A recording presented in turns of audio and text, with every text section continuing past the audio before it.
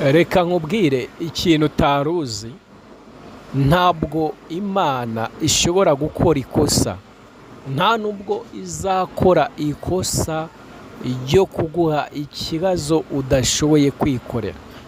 Buriya ujya ubona ubuzima ubayemo ukibwira yuko ari wowe muntu ufite ibibazo biremeye. Oya, ntabwo ari wowe muntu urwaye cyane, ntabwo ari wowe muntu ushonje cyane, nta nubwo ari wowe muntu upfusha buri gihe. Oya, Imana ntishoboye gukora ikosa ryo gufata ikigeragezo udashoboye kwikorera ngo ikiguhe. Oya, ntiyabikora, ntiyabishobora, ntiyabyemera.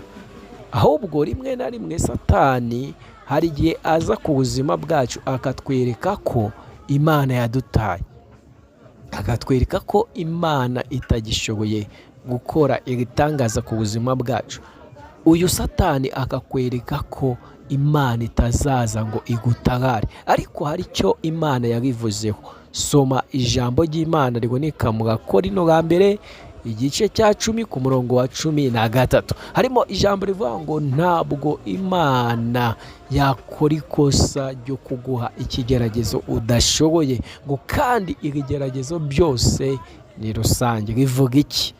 Bisobanuye ko igihe cyose uri mu kigeragezo, ihangane. Numara kwihangana utegereze ubushake bw'Imana. Ni ukuri kw'Imana, Imana iravuga pe, ni ukuri kw'Imana irashoboye.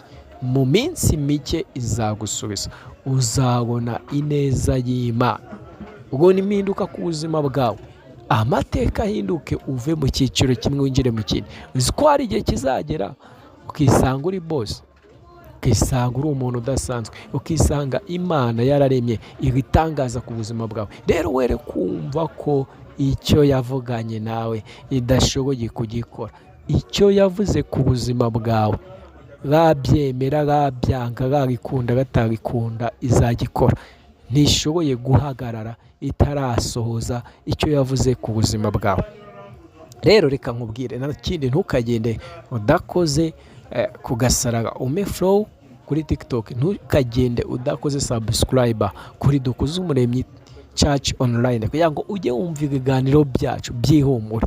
Ndababwiza ukuri ko igihe kizaza nitwe abantu bazagaho neza.